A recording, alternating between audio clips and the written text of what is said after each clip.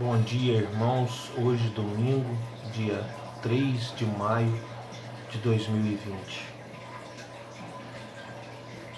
Nossa lição da escola dominical de hoje é o medo em seu devido lugar. E o nosso texto básico está em Atos capítulo 4, versículo 23 ao 31. Diz assim a palavra de Deus: Uma vez soltos, procuraram os irmãos e lhes contaram quantas coisas lhes haviam dito os principais sacerdotes e os anciãos. Ouvindo isso, unânimes, levantaram a voz a Deus e disseram: Tu, soberano Senhor, que fizeste o céu, a terra, o mar e tudo o que neles há, que dissestes por intermédio do Espírito Santo, por boca de Davi, nosso pai, teu servo, por que se enfureceram os gentios e os povos imaginaram coisas vãs? Levantaram-se os reis da terra e as autoridades ajuntaram-se a uma contra o Senhor e contra o seu ungido, porque verdadeiramente se ajuntaram nessa cidade contra o teu santo servo Jesus, ao qual ungistes, Herodes e Pôncio Pilatos, com gentios e gente de Israel, para fazerem tudo o que a tua mão e o teu propósito predeterminaram. Agora, Senhor, olha para as suas ameaças e concede aos teus servos que anunciem com toda intrepidez a tua palavra, enquanto estendes a mão para fazer curas, sinais e prodígios por intermédio do nome do teu santo servo Jesus. Tendo eles orado, tremeu o lugar onde estavam reunidos, todos ficaram cheios do Espírito Santo e com intrepidez anunciavam a palavra de Deus. Vamos orar? Senhor Deus, nós estamos diante da tua palavra e te pedimos, ó Deus, a atuação do teu Espírito Santo no nosso coração e na nossa mente, nos dando o entendimento, Deus, ó Deus, da tua palavra, e que essa palavra se faça viva e eficaz no nosso meio. É a oração que fazemos em nome de Jesus. Amém. Meus irmãos, talvez a palavra que melhor descreva o nosso mundo atual é o medo. Temos medo dessa pandemia que se instalou, medo de adoecermos, dos exames de saúde, medo do futuro, medo do desemprego, medo da morte, medo do terrorismo, medo dos poderes do mal, enfim, medo do sofrimento. Neste estudo, queremos analisar como a igreja primitiva enfrentou o medo diante da opressão e perseguição em seus primeiros dias, especialmente por parte da liderança religiosa, e aprender como podemos fortalecer nossa dependência e confiança em Deus, o Senhor da criação, da revelação e o Senhor da história. Após a experiência do Pentecostes, está lá em Atos no capítulo 2, versículo do 1 ao 13, a igreja cristã, impulsionada pelo Espírito Santo, começa a crescer e a influenciar a vida da cidade. Os apóstolos Pedro e João curam um aleijado de nascença que esmolava junto à porta formosa do templo. Está descrito lá em Atos capítulo 3, no versículo de 1 a 10. Gerando perplexidade entre o povo que, atônito, se aglomera ao redor dos apóstolos, junto ao pórtico chamado de Salomão.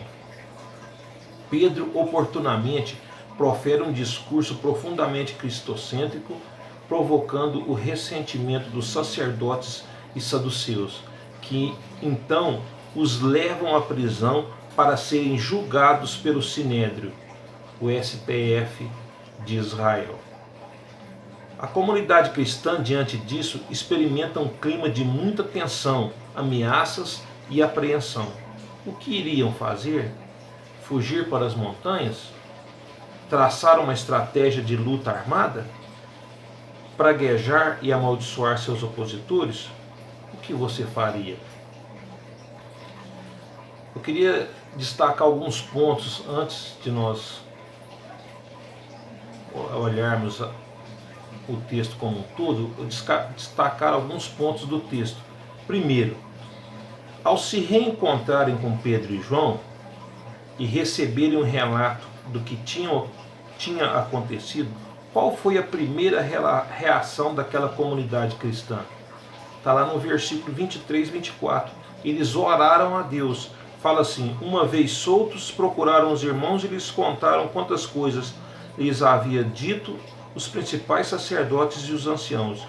Ouvindo isso, unânimes, levantaram a voz a Deus e disseram: Tu, soberano Senhor, que fizeste o céu, a terra, o mar e tudo o que neles há. Está lá em Atos, no capítulo 4, versículo 23 e 24. O segundo ponto que eu queria destacar é que eles usam a expressão soberano Senhor, no versículo 24. Um termo utilizado para denominar uma autoridade cujo poder é inquestionável. Para aqueles cristãos, diante das ameaças e proibições do Sinédrio, quem detinha realmente a autoridade sobre toda aquela situação era Deus. Terceiro ponto, antes de fazer qualquer pedido ou solicitação a Deus, os primeiros cristãos enchem suas mentes e corações com a certeza de que Deus é o Senhor sobre suas vidas e sobre a história. Está lá no versículos 24 ao 28. Diz assim: Tu, soberano Senhor, que fizeste o céu, a terra, o mar e tudo o que neles há, que dissestes por intermédio do Espírito Santo, por boca de Davi, nosso pai, teu servo, por que se enfureceram os gentios e os povos imaginaram coisas vãs? Levantaram-se os reis da terra e as autoridades ajuntaram-se a uma contra o Senhor e contra o seu ungido, porque verdadeiramente se ajuntaram nessa cidade contra o teu santo servo Jesus, a qual ungiste Herodes e Pôncio Pilatos com gentios e gente de Israel, para fazerem tudo o que a tua mão e o teu propósito predeterminaram. Meus irmãos, aqui ele fala que estava tudo dentro do que Deus predeterminou. Então as coisas aconteceram de acordo com o que Deus predeterminou. E as coisas acontecem hoje na nossa vida de acordo com o que Deus predetermina. 4. Após o exercício de adoração ao Senhor, eles se voltam para o seu problema momentâneo e fazem uma súplica a Deus. Que tipo de solução eles pedem? Será que eles pedem para afastar a perseguição? Não. Eles falam assim no versículo 29 e 30. Agora, Senhor, olha para as suas ameaças e concede aos teus servos que anunciem com toda intrepidez a tua palavra, enquanto estendes a mão para fazer curas, sinais e prodígios por intermédio do nome do teu santo servo Jesus. Aquele pessoal do Sinédrio, eles haviam falado para Pedro e João parar de pregar, para eles não anunciarem a Jesus, mas eles continuam firmes no propósito de pregar o nome de Jesus, pregar o evangelho de Jesus. E a igreja pede que Deus dê para eles intrepidez para falar do evangelho. E qual foi o resultado prático dessa oração? Está lá no versículo 31. Tendo eles orado, tremeu o lugar onde estavam reunidos. Todos ficaram cheios do Espírito Santo e com intrepidez anunciava a palavra de Deus. Meus irmãos, quando o medo e a ansiedade passam a dominar nossa mente e emoções, a covardia nos paralisa e a verdade é comprometida, coragem não é a ausência de medo, mas a capacidade de agir apesar dele. Então nós precisamos pedir a Deus coragem para agir nos momentos de medo, de dificuldade. Coragem, então, não é a ausência de medo, mas a capacidade de agir apesar de estarmos com medo. Para nós pensarmos, a oposição que os primeiros cristãos vivenciaram em Jerusalém era séria e certamente amedrontadora. Poderia gerar uma reação paralisante à igreja nascente. Várias pessoas estavam sendo perseguidas e mortas, apedrejadas. Porém, o exercício espiritual que os cristãos realizaram em oração, reconhecendo a autoridade suprema de Deus, inclusive sobre o Sinédrio, deu-lhes fôlego e coragem para sair de novo para as ruas da cidade. O Deus que eles serviam não era um Deus como os outros deuses. Era o soberano Senhor, Senhor da criação, Senhor da revelação e Senhor da história. Por isso mesmo eles eram capazes de alimentar uma plena confiança em Deus e em seus propósitos, a tal ponto que nem precisarem pedir que as ameaças forem retiradas e os inimigos eliminados. O que eles solicitaram foi a capacidade e a coragem para continuarem a obra que lhes foi confiada, independente da oposição ou da perseguição. E Deus lhes respondeu com a experiência de um pequeno Pentecostes, que renovou sua certeza de que era por aí mesmo que eles deveriam continuar caminhando. Concluindo, o versículo 31 do trecho que estudamos nos informa que depois da oração comunitária, o lugar onde aqueles crentes estavam reunidos tremeu. Todos ficaram cheios do Espírito Santo e anunciavam corajosamente a palavra de Deus. E um pouco à frente, um pouco a seguir, em Atos capítulo 5, versículo 12 ao 16, ainda diz o seguinte: muitos sinais e prodígios eram feitos entre o povo pelas mãos dos apóstolos. E costumavam todos reunir-se de comum acordo no pórtico de Salomão. Mas dos restantes ninguém ousava juntar-se a eles. Porém o povo lhes tributava grande admiração.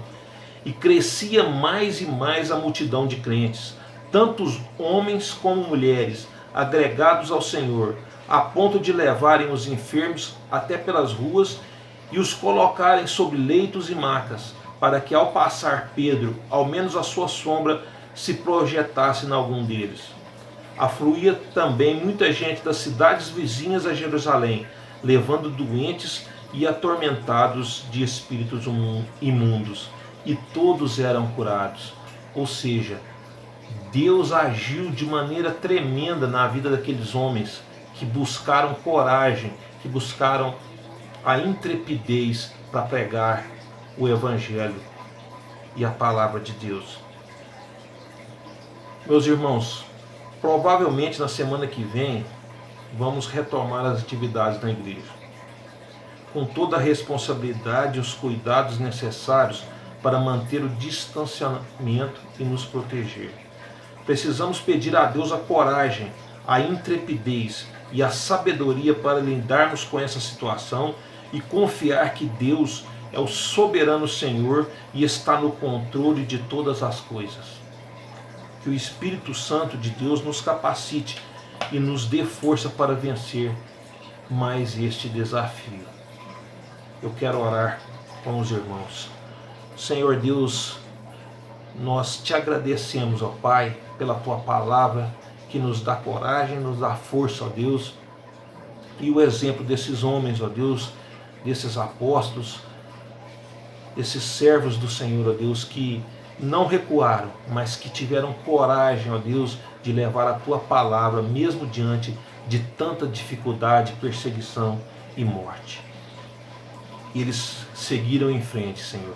E nós te pedimos, ó Deus, que o Senhor nos dê coragem, ó Deus, para continuarmos em frente como igreja, com os irmãos, ó Deus, que possamos estar unidos em amor, unidos, ó Deus, em fé, em esperança, ó Deus, para continuarmos, ó Deus, a trabalhar na tua obra nesta cidade, ó Pai.